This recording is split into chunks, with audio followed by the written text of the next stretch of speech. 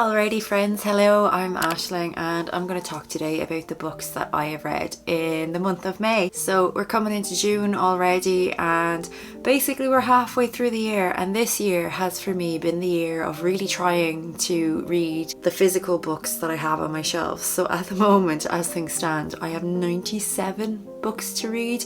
This month I read 2 physical books and I bought those books this year, both of them, but I've only bought 5 books so far this year, so 1 for every month, and I don't think that's so bad all in all. But anyway, I digress, let's get cracking. The first book then that I read was a book that I listened to on audio. So I am a big fan of cozy fantasy, and this one had come up as a recommendation a few times, and the book I'm speaking about is The Toymakers by Robert Dinsdale. One thing I will say is that if you're a bit of a seasonal reader like myself, I would say that this book is probably suited a bit more to be read in like the darker seasons, maybe in winter, particularly around Christmas. So this book is essentially a book about a magic toy shop, and we start out in London in 1917. It's essentially like a historical fantasy kind of, but it feels more like a fairy tale than kind of a high fantasy book. So we are set in Papa Jack's toy emporium. So Papa Jack lives there with his 2 sons, and they obviously take on staff to work in their toy shop. So what's really great about this is the toys in this shop are magical. So Papa Jack has instilled this sort of magic on his toys and also on his sons, and now his sons are in the family business also making magic toys. So we have like patchwork dogs that seem to be alive. We have tin soldiers that fight their own fights. It's really fun in that sense, and I thought this was going to be kind of like a light, cozy read. It is, but it's also not. It got a lot darker than I was expecting. So one day along comes Kathy and she applies for a job in the emporium. She is essentially homeless and in a really difficult situation for a woman like her to be in at that time. They take her in and make her one of their own. We follow a lot of this story through Kathy's perspective, but also through Casper and Emil, Papa Jack's 2 sons, and some others as well. It's really richly detailed and imaginative, and it spans over the course of a number of years. So it's a little bit of a multi-generational story. Not fully, because we do stick with our main protagonist from the start, but other characters come in younger generations as well. It feels really nostalgic, it feels really magical. As I said, it is also quite dark in spots, but I thought that element really kind of added to the story. If you can't tell, I really enjoyed it. I definitely think it's worth a read if you love the idea of reading about a magical toy shop. As I said, maybe read it around Christmas if you're a seasonal reader, but otherwise just get stuck into it. The audiobook was really good as well. I feel like I probably would have enjoyed it even more if I'd read it physically, but hey ho, I read it how I read it and I really enjoyed it. Next up then is another book that I listened to on audio, and I spoke about it briefly in my last reading vlog, and that book was a non-fiction written by Susan Cain, and it's called Quiet, and the subtitle of that book is The Power of Introverts in a World That Can't Stop Talking. So naturally it is a book that appealed to me. So I will say that this book was written, I think, in 2012 if I'm not mistaken. So as a non-fiction, maybe it might be slightly dated in some of its research, but I didn't encounter anything in there that I felt like was inherently wrong or anything like that. So when I started out, the book spoke a lot about leadership, and to be honest with you, that was something that I kind of struggled my way through a little bit. It was about the power of kind of introverts in leadership and the strengths that we bring to the table in terms of leadership roles, in contrast to extroverts who we would usually expect to fill leadership roles. But as I got into it, I did begin to enjoy it a bit more. As a book about introverts, it does naturally deal with extroverts a lot as well. So I guess you have to contrast, you have to have something to compare it to.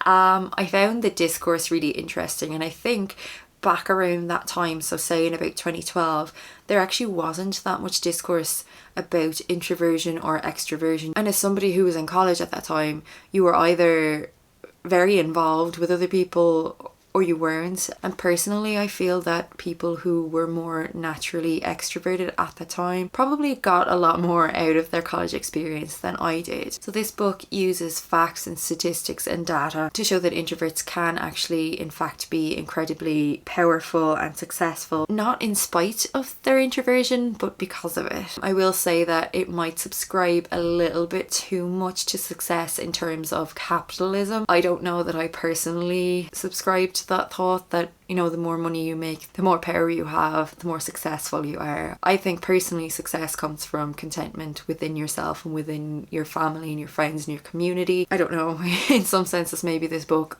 was a little bit outside of my way of thinking, but it did do this interesting thing where there's a section in it and it made me feel much happier about being a blusher. Like, I'm such a blusher. It's been such a bone of contentment in my life. I swear, it's so embarrassing. And then people are like, oh, you're blushing, why are you blushing? And of course it makes you blush more. But apparently people who blush are deemed by society generally to be more trustworthy, which is nice. At times I did think that maybe it was a little bit repetitive, but it's nice to hear positive things about introverts in a world where we so highly value extroversion, we so highly value sociability, we so highly value people who can be out and about and on the go all the time and don't need to take rests from social events. I think that in the time that this was written, it was probably quite eye-opening in some ways and probably quite important. And maybe as a reader today, I felt a little bit lukewarm about some of it,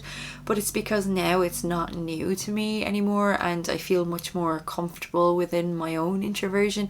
I really value introversion in people. Overall though, I did really enjoy it and I thought it was well written and well researched. So if this is a book that you feel will be of value to you, then absolutely go ahead and read it. So then of course you're wondering, why did I finish 2 audiobooks without having finished 1 physical book? And I'll tell you why. Oathbringer by Brandon Sanderson. So this is the 3rd full novel in the Stormlight Archives written by Brandon Sanderson, and these books are gigantic.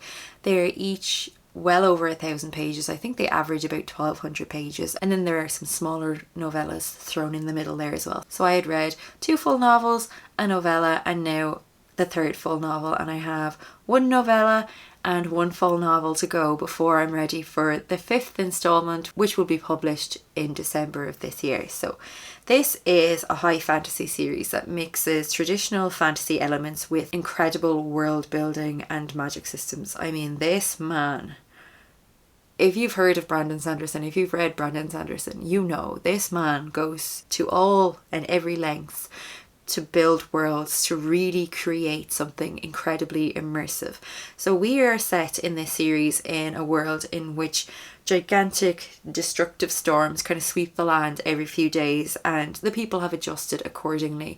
These storms, as I've said, bring destruction, but they also bring a form of power and a form of magic, and we see that in terms of like light in what is comparable in our society to maybe electricity, but it also brings different forms of magic, and it's unlike anything that I've ever read before. I can't speak too much about this story in particular because it is the 3rd book in the series, but we do primarily kind of follow Dalinar, but obviously, as with the other books, we follow multiple points of view across the span of the series. There is excellent character development in this book, and I feel like I have read so much of this and there's still so much that I don't understand, but I don't mean that in a bad way. I just mean it is so vast and so well built and well thought out and well structured and well written that there's just so much going on, but in a way that is actually really accessible. They're very intimidating books to look at physically, but once you actually get into them, you just keep turning pages and you keep going, and all of a sudden you're finished and you just realize what it was and what it is to be immersed in worlds built by Brandon Sanderson. We deal in this with like mental health, with the nature of good and evil, with class and hierarchy, with history, with science. I will say that I didn't love this book as much as I loved the previous 2 full novels, but I did really enjoy it. So I'm not knocking it at all. I thought it was great. I thought it was a really important and fantastic addition to the series, and I'm really looking forward to reading the next few books in the series so that I can be up to date by December. Next up then I got an e-arc of Julia Armfield's next book, and that book is Private Rites. I read Julia Armfield's last book, which was Our Wives Under the Sea, last August. I had COVID at the time, I was quite unwell, and I got stuck into this book, and it ended up being one of my favourite reads of 2023, which honestly, when I'm sick and I read a book, it tends to kind of dampen my enthusiasm for the book, and sometimes I feel like maybe I shouldn't read when I'm sick because it affects how I feel about the book in a negative way. But Our Wives was incredible. So we're back now and we're into Private Rites, and we're once again in a book that is genred as literary horror. But I will say, as somebody who doesn't actually read much horror, I understand the labelling here, but I don't necessarily think that it is incredibly accurate. I think maybe labelling it horror will put quite a few people off. So Our Wives dealt with body horror, and again, it wasn't particularly scary, which I would expect from a horror book, but it was very atmospheric, very good. And Private Rites again is incredibly atmospheric, incredibly dark in many ways, but not scary. But I will say, it has left me with a little bit of existential dread, with a little bit of kind of eco dread, with a little bit of dread surrounding the whole idea of climate change. So what's this book about? We're set in a world in which it just won't stop raining. So this book obviously very closely deals with climate change. Towns and cities have disappeared underwater. So many places are gone, long gone, and a lot of people have scrambled to relocate to cities in order to live in taller buildings to get away from rising water levels. We follow three sisters, Isla, Irene and Agnes, and they are very much estranged until a tragic event brings the three of them back together. They have had little to no contact in their day-to-day lives, but now they find themselves back together after their father has died, and they find themselves kind of uncertain of how to grieve a man who has often been incredibly distant at best, and probably cruel in a lot of ways as well. And so we're set into this really kind of unusual and awkward family dynamic, and I found that really interesting to read about. Julia Armfield's writing is incredibly literary, it's incredibly on point, it's incredibly sharp, it's really fun to read. She does things with words and with sentences. I don't know how to explain it, but I just want to reread them all the time. She's such a good writer. So these sisters are constantly at each other, nitpicking, bickering, just really falling back into their earlier dynamics. And this book is very much about the influence that our parents had on us while we were children, but also continue to have on us in our adult lives, whether they are around us or not. There's a lot about womanhood, there's a lot about sisterhood. It's a queer novel, which is great. There's a real underlying melancholy, sadness, strangeness, and it's definitely, as I've mentioned, a book that discusses climate change. And although it does feel quite dystopian in a lot of ways, it also feels really eerily familiar. It's definitely a very unsettling read, and I've been thinking about it a lot since I read it. I do think the ending will be incredibly controversial. I did feel that while it was kind of foreshadowed in many ways, I was surprised by it. I felt that the ending moved very fast, and it wasn't necessarily a great surprise for me personally, but I have read some reviews and I do think that there are a lot of people out here that will love this ending. For me, I'm a little bit lukewarm, but overall I did really enjoy the book. I think for me personally, the plot may have been a little bit slow and even a little bit confusing at points, but I just think that's my brain sometimes not being able to keep up. I don't think it's necessarily a very confusing book or anything like that. I don't want to criticize this book very heavily because it's a great read. Julia Armfield is like queen of writing watery worlds, and I really look forward to reading her collection of short stories, which is called Salt Slow. I haven't read that one yet, and I'm very excited to get back into more Julia Armfield sometime very soon. And this book is to be published very soon. It's to be published on June 6th in the UK and Ireland. Next up then, I listened to another audiobook, and I went for another non-fiction, and that was In Praise of Walking, written by Shane O'Mara. So Shane O'Mara is an Irish neuroscientist, and I knew going into it that he was Irish, but I didn't realise that he was writing from a very neuroscientific perspective. So for me, as somebody who doesn't do well with large amounts of data and large amounts of figures and statistics, I kind of struggled with it a little bit, but I really wanted to read a book that would kind of make me enthusiastic about walking again, because as I've mentioned in other videos, I have to walk a lot as sort of a treatment for both of my chronic illnesses, but I feel often that what it does for me physically is minimized very much for what it does for me in terms of my mental health.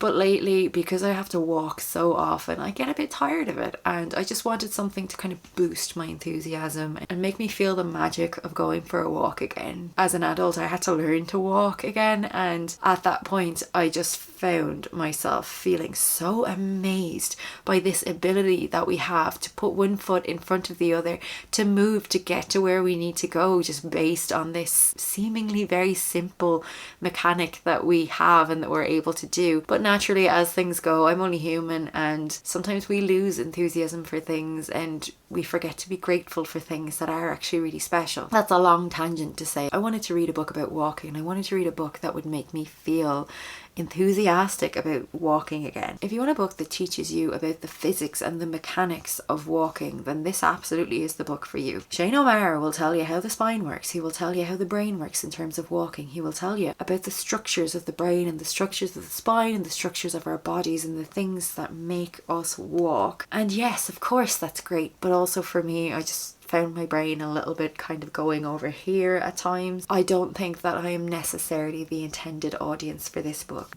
As I've mentioned, he does write through a scientific lens, but he also goes places that I really wasn't expecting. So he writes about the structures of society and how cities and towns are built and have been built, and how that's based upon our ability to walk, and how communities are founded and how histories and economies have been established based on our ability to walk on 2 feet. I found these parts to actually be incredibly interesting, and I really enjoyed how it was written by an Irish author, so it's very much from an Irish perspective, and he spoke a lot about places that I'm familiar with, so I found that really accessible. This is definitely the kind of non-fiction that I struggle with. I don't do well with data. I did find it to be a very worthwhile read, and I will be seeking out other books on this topic for sure. Next up then is one of my physical reads, and it was a very anticipated read for me for this year, and that book of course is The Familiar by Leigh Bardugo. So this book, I think you can even tell by just the cover, but this book is a very gothic read, and it is Leigh Bardugo's, I think, first adult standalone book, and I was so intrigued by the concept of this book. So it's a historical fantasy again with some kind of romance thrown in, and it's set during the Spanish Inquisition, and we follow our protagonist, who is a scullery maid, and she works for a family who is a noble family, but they've kind of fallen a little bit down in their social standing. They don't have much money anymore. They're not respected in the way that maybe they once were. They're quite cruel to our scullery maid. They're not very nice to her. But then the lady of the house realizes that our scullery maids can actually do acts of magic, or as they call them, little miracles. And the lady of the house decides to take advantage of this and wants to use our scullery maid in order to kind of lift her standing within society and even potentially to make some money. So all of a sudden roles are kind of flipped, and our scullery maid becomes really important, and she gets entered into this sort of tournament where she performs miracles, and there are other people that can perform miracles as well. And obviously, as I've mentioned, it's set against the backdrop of the Spanish Inquisition, so naturally they have to be really careful about the magic that they use in case they are suspected of doing magic for the devil, essentially. So I did mention this book is set from the perspective of our scullery maid, but there actually are quite a few different points of view. But I would say Lucia, our scullery maid, is probably our main protagonist. The plot was really interesting to me. I just really love gothic books. I love books about magic. and I thought the prose was actually really good. There were some sentences in here that really stuck with me. There was a particularly gruesome sentence and I loved it. I'm not gonna tell you what it was though. Sometimes I did think that maybe the characters were a little bit flat or lackluster, and the pacing of the novel did kind of throw me sometimes. It felt quite slow at points and then a little bit rushed at other points, but don't let that put you off. I thought this was a really engaging read for me personally, as somebody who loves this kind of book. I love historical books, I love gothic books, and this isn't a book that's gonna blow your mind by any means, but I genuinely did enjoy it, and I would absolutely love to read more adult standalones from Leigh Bardugo. And next up then is the other physical book that I read in May, and this one was another very highly anticipated read for me in 2024, and that book is Hagstone by Sinead Gleeson. So I'm very familiar with Sinead Gleeson's work. She's an Irish author and she has published a book of sort of personal essays, quite memoir-esque, called Constellations, and it is a book that I rate incredibly highly. I loved that book. I really related to so much in it. So this is Gleeson's debut novel. As expected, the writing here is absolutely great. We follow our protagonist Nell, who is an artist, but she also moonlights as a cleaner and a tour guide just to make some money. So she lives on this really isolated island off the coast of Ireland. Work has been very quiet for her in terms of commissions of late, and then out of the blue she receives an offer of commission from a commune of women called the Ineans, and this commune are very private, they're very quiet, they keep to themselves, they don't mix with the people on the island. People don't really know a whole lot about them, and it's just a really intriguing and unusual offer for Nell, and she decides to take them up on it. There's also a romance in this book that feels sort of at times all-consuming and at others sort of drifts off in a way with little explanation, so I found maybe that wasn't done the best. And then of course there's a charming Hollywood actor who's very keen to get Nell's help on a project that he wants to begin working on. So on this island there is this sound that kind of happens intermittently.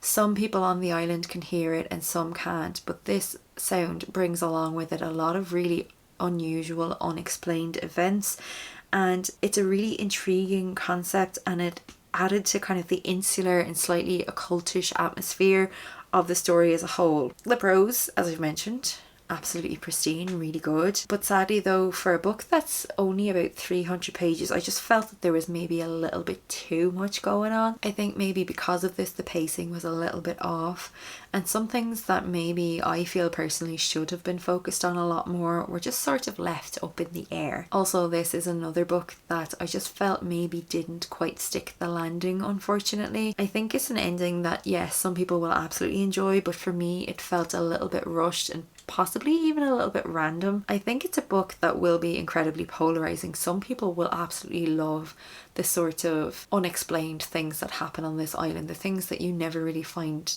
out about, the things you never really get answers for. It is really atmospheric and it's by no means a weak novel, and if it's something that sounds like really intriguing to you, I absolutely encourage you to read it to support Sinead Gleeson. Like, her writing is just so good, and I really look forward to seeing where she goes with her fiction in future. And then last but not least, one more audiobook, and that was Godkiller by Hannah Kaner. This is a book that's been on my radar for a while, so I think it was published in early 2023, and it is sort of a fantasy book set in a world where there are people out there that kill gods. So we open with a flashback to one of our main characters' past, so Kissin, and we find out about her past, which in turn kind of leads us to understand her motives as somebody who actually makes a living as a god killer.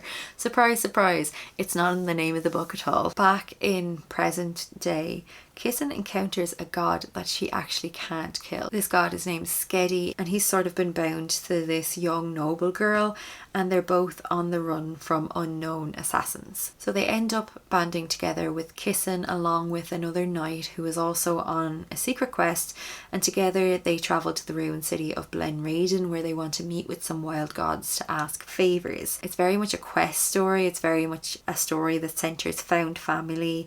There's great character development development and the world building was quite decent as well. It was really fun, I thought, and I honestly didn't know if I was going to read the sequel to this book. I thought that maybe I would kind of leave it here. It was kind of middle of the road for me, but then the ending makes me feel like I want to read the next book, so I probably will. It's not the best book that I've read personally by any means, but I really enjoyed it. I thought it was very fun and definitely recommend it if you're looking for sort of a light, questy, fantastical story. So friends, that is the whole shebang, everything that I finished reading in the month of May. Let me know down below what you read in May. What was your favorite read for this month? Otherwise, thank you so much as ever for watching. I hope you're minding yourself. I hope you're taking care, and I'll talk to you next week in another video.